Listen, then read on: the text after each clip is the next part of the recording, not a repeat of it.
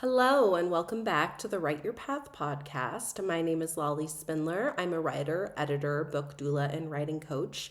And I might sound a little congested today. I've been a little ill, but I really wanted to share something that's on my heart right now, especially with everything that's going on in the US with ICE. I feel like we're feeling a lot of collective anger. And I feel like a lot of times, especially in the spiritual space, we think we're not allowed to feel anger or there's no space for anger within the spiritual or conscious community. And I really do not believe that. I really think there is a case for anger because one of the teachings that we learn on our spiritual journey is that emotions do not have any inherent moral value. So we might grow up thinking that emotions like happiness and joy are good emotions, and things like anger and sadness are bad emotions. And so we are taught to categorize what we're feeling into these buckets of good or bad. But the truth is, no human emotion has an inherent moral value. Anger isn't good or bad. It simply is. And because of that, it deserves to be seen when it comes up. So being spiritual does not mean we can no longer feel or should demonize the emotion of anger. Instead, we need to start seeing it as an emotion like any other: joy, sadness. So if we start seeing anger as not good or bad, and it's simply being what it is, something that's coming up, it's coming up to show us something, like any emotion, right? Any emotion arises because it's trying to put a mirror up in front of our face. It's trying to tell us something that maybe our conscious mind hasn't caught up to yet, right? Because when you're feeling, for example, like every emotion kind of has a different home in the body. So for me, when I feel intense gratitude, it's like this warm wave that travels from, it starts like in my stomach or like lower abdomen, and it starts moving up like my chest, and I just get like really warm, kind of like I'm getting hugged. And that's how the emotion of gratitude manifests in my body. Whereas with anger, I get really hot and I start sweating uncontrollably. And that's almost like in the pit of my stomach. Like it's a very different sensation in my body. So first, I think it's important that we recognize and are able to name where emotions are manifesting in our body and how we feel them, so that we can better understand what that emotion is trying to tell us. So, for example, I think once we are able to recognize these emotions that we're having, how they're manifesting in our body, we can really harness them to serve us. So we don't necessarily, for example, if we're feeling anger, we don't necessarily need to fuel that anger and make it bigger, but we do need to recognize it, and then we can use it for good. So I think anger can be an incredibly motivating emotion. It can lead us to take action and enact real change. Just on a personal note, I've always been incredibly triggered by injustice, even as a child. If I saw something as unfair, I would not stand by, and I would feel that anger start like bubbling up in my gut, right? I was just like, no, like this is wrong. I'll just give you an example. When I can't remember if it was fourth or fifth grade. I think it was fifth grade. So in my elementary school, we were in Southern California, and there is this show in Laguna Beach called The Pageant of the Masters. And basically it's, in French, it's called a tableau vivant. And it's basically like a living picture. So think of a famous painting that comes to mind, okay? And then you're going to replace the people in that painting with real people. And so they literally paint people so that they look like they're in the painting. And in the pageant of the masters, they hold that position for 90 seconds. whether it's like a statue or a painting, whatever it may be. So in our adaptation of it at my elementary school, we were a very artsy elementary school. We did a similar thing. We called it Pageant of the Arts. But then we would hold it at the beginning, but then we would start moving. And, there would be dancing and music and stuff. So we made it a little more fun because obviously we're kids, because like our audience is different. So we got to do this in 5th grade. And so I'd been watching it for like 5 years, right? Well, even longer because my sister was older than me. So I'd been, singing this performance for years and years. And I always had been like, oh, I want to be either in that painting or that painting, right?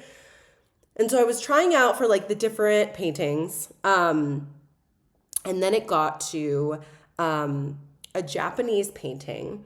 And they always opened it with a little boy doing karate to open it. And then it would have 2 girls dressed in kimonos being part of the painting, and then they would start dancing. And so originally I wanted to try out for one of the girls' parts, in the kimono, whatever. But I had been doing taekwondo since I was 5 years old. And at this point oh my God, how old was I? Like 10, 11? I don't know.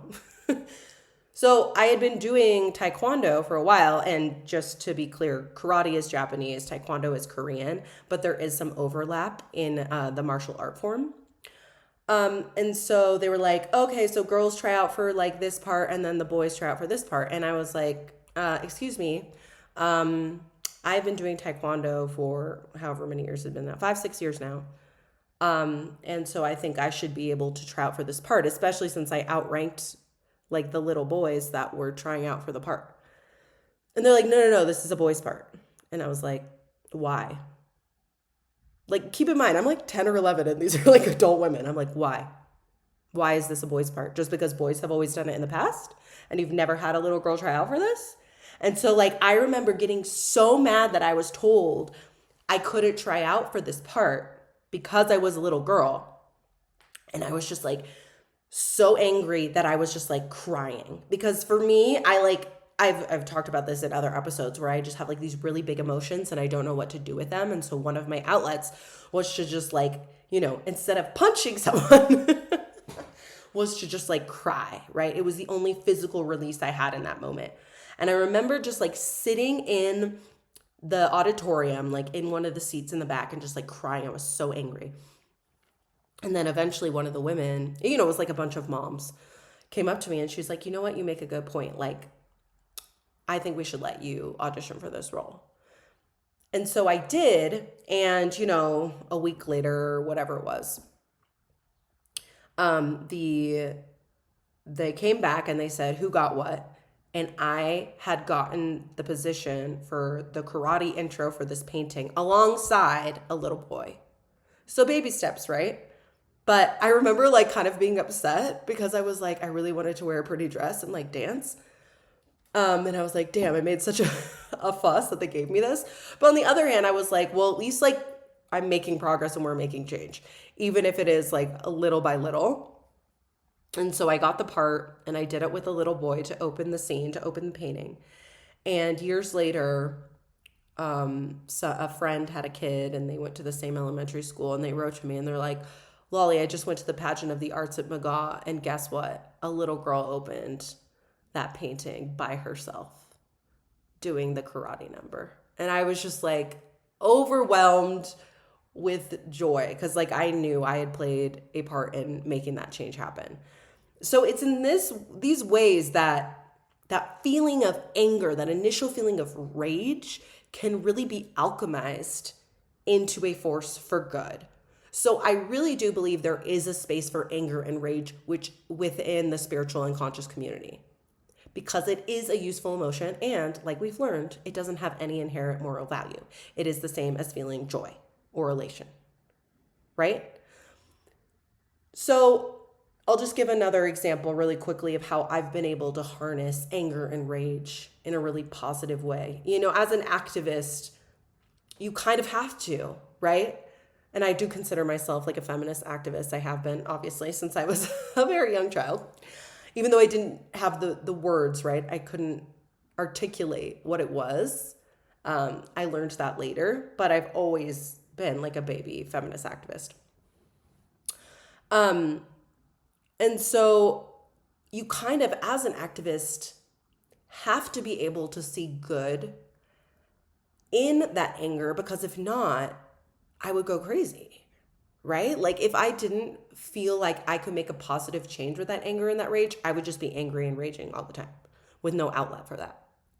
So once you see it through that lens of, I can enact real change, my voice does make a difference, then you're empowered to use that anger and that rage for good. So just another example, when I was in college at Boston University, there was a group that met on campus of women, and we called ourselves the Women's Center, but we had no physical space on campus, because doing our research, we had learned that during the 70s, during a protest of the Vietnam War, the administration reacted by getting rid of a lot of student-held spaces on campus, basically because they were afraid of their activism. And one of those spaces that they got rid of was the Women's Center. So we had learned that there was this ugly history of the administration of Boston University getting rid of spaces that sparked and celebrated activism, because they threatened the narrative that the university wanted to get across. So if it threatened the narrative, the official narrative of the university, they squashed it. And so the Women's Center that had been on the BU campus in the 70s had been a victim of that squashing, basically. So we used that outrage and that feeling of injustice to then reinstate a Women's Center. We're like, they did it before, we can do it again. If you've ever tried to get anything done on a university campus in the US, you know there's so much red tape. It is ridiculous. Like they make it as hard as they can because they don't want you to succeed. That's the short of it. That's the summary. They don't want you to succeed. So they make it as hard as possible. But there was about, I want to say like 7 to 9 of us that were really in it, and we're like, no, we're going to figure out a way. So we had members of our group going to the SAO, the Student Activity Organization, to pitch our space, went to the Dean of Students. Thankfully, we had some allies within like the Dean of Students office that helped us push this forward. And eventually, after getting through all of this red tape, and going through, like, you have to do like the town halls and the open forums for people to basically like contest whatever you're trying to create. And I still remember some male student on campus got up and was like, well, if there's a women's center, then there should be a men's center. And we're like, you don't understand what it is like being a minority, whether that's based on race, sex, or sexual identity. But whatever, that was a whole different conversation. Thankfully, we made it through all the stages, all of the red tape, and we got a physical space on campus. Now, where they put us was in the basement of it's called the George Sherman Union. It's like there's like the food court, and then like in the basement there's like, that's where they put the Howard Thurman Center and the Women's Center. I was like, well, this is pretty literal that you're putting these centers in the basement, but we're going to take whatever, win that we get. So we got this physical space on campus. And so again, it was another example of how that injustice could fuel righteous anger that could enact real change. Recently, sadly, history repeated itself.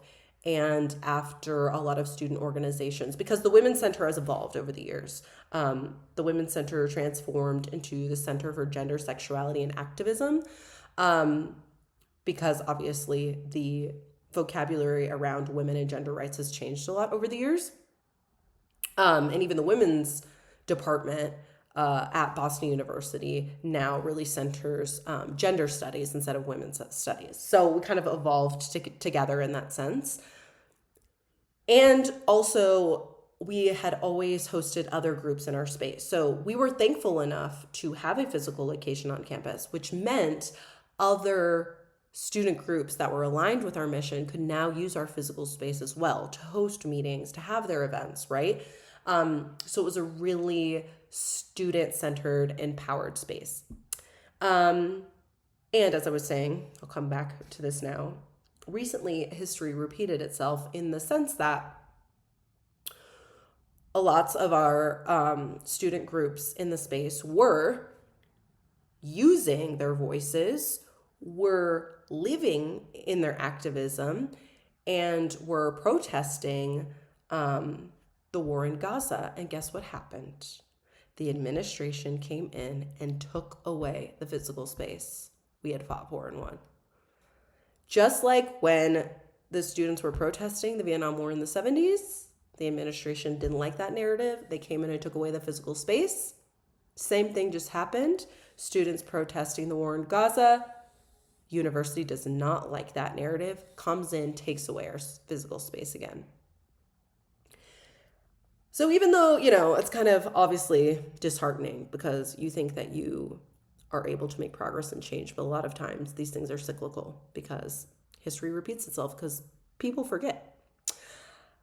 So that just literally happened in the past few months. And, the university administration, used some bullshit reason for taking away the space. We need it for the SAO. We need it for the student activities office now because we don't have another place to put them. Oh my God, BU, you have millions of dollars. You just literally constructed the ugliest building. You can find another room for SAO. But anyways, that's a whole nother conversation. Just fuck the BU administration, basically. As you can tell, I'm still very involved alumni, and very much still care about the baby center that we birthed on campus. So these are just some examples of how I have personally been able to channel anger to make change and to envision a different world. Because a lot of times anger will be the emotion that pushes us into seeing that there are other options for us. So especially everything that's happening with the deaths of Alex Priddy and Renee Nicole Good. Feel that anger. I want you to feel it. You should be angry. This is an injustice.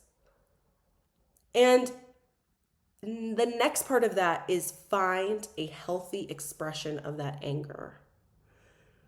So I don't want you to just get more and more angry and become this angry ball of flame, right? In I almost called it upside down, inside out, where the little anger emotion bursts into flame. That can be useful in some situations, don't get me wrong, but that's not a sustainable way to live your life, right? That's very taxing on our systems.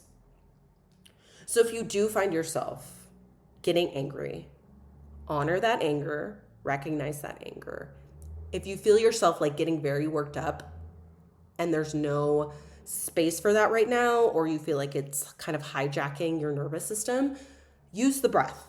The breath is one of the best, most reliable tools we have in our toolbox to come back to a place where we can make intentional, aligned decisions for our actions. Because that's what happens. Personally, when I'm in a rage state, I can't talk, right? My words get all jumbled. I don't know how to express myself.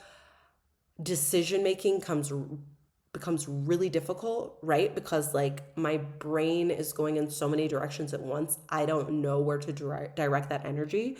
So if you're feeling like that, right? If you're feeling like the anger is hijacking your system, come back to the breath and just start focusing on your inhalations and your exhalations and start trying to even them out. So if I'm breathing in for 3, I'm exhaling for 3. Then I'm breathing in for 4, I'm exhaling for 4. Just start focusing on the breath, and pretty soon you'll be able to come into a state that you still feel that anger, right? It's righteous anger. You could still feel it, but now you can deal with it from a clear headspace where you're like, I see you, anger. I know you're telling me something. This is an opportunity for me to use you as fuel for aligned action. How do I want that to look? What do I want that to manifest as? It can be writing, like rage journaling is incredible. Chelsea, my friend Chelsea, gave me this book called Rage Prayers, where it's literally like this woman writes on all these different topics that she's angry about. And she writes like they're kind of like poems, but they're prayers about that subject from a place of anger and rage. That's a great way to get out your anger, writing it down. Another one is through voice notes. Like if I am in a state where I can't even put pen to paper because I'm just so overwhelmed, I will voice note. I will just record a message in my phone and just like let me word vomit all over the place. And a lot of times that's really, really cathartic. Another thing I will recommend is to move your body. I love boxing. That is a great outlet for my rage and anger, especially since there are injustices all around, all the time, especially as a queer woman. There's just shit happening all the time that pisses me off. So boxing for me I've been boxing for over 10 years now. And just like physically being able to punch something that is not a human. Also really cathartic. And if you aren't called to boxing, it can even be like dancing. Just like, I'm sure, well, maybe you haven't, maybe you have heard of, if you see, let's say you're on safari and you see a lion chasing a gazelle and the gazelle like narrowly escapes, right? What is the first thing that the gazelle does once they're out of harm's way? They like shake, like their whole body is like, right? It's like vibrating, it's shaking. That's because instinctually as animals, that is the way we regulate our nervous systems and shake out all of those stress hormones to get back to a more regulated state. So if you do feel like you need to move your body and you're in the moment and you don't know what to do, just shake your whole body. You can do it like standing up, laying down, sitting down, whatever, wherever you are, just shake it out. And that'll help get out, like just think of yourself as like a ball of energy. That'll help like expel some of that nervous, angry energy to like help regulate your nervous system.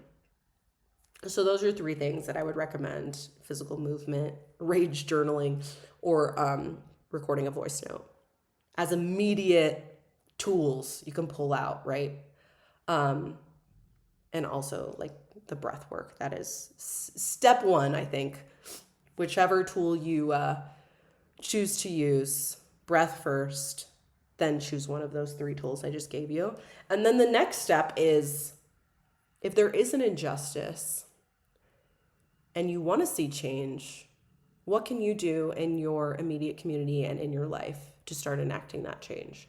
Because like the examples I just gave you, right? Those were on a small scale. One was a change at my elementary school. The other was a change at Boston University. And one was even overturned, right? But I was still able to take something that was a seed. It was a little baby seed of anger. And it grew into something that touched many people's lives. And it gave a more equal playing field to other people that came after me. I'm not special. So if I can do it, so can you. So if you do feel that little baby anger seed has been planted and you want to see change and you want to see something different in your community, in your government, in your school, wherever it may be, you have the power to enact that change. So I just want to leave you with that. I want to leave you feeling empowered. Use that anger. It is righteous. Use it to fuel your fire and make a difference, not just in your life, but in the lives of others. Thank you so much for listening, and I will see you on the next one. Ciao.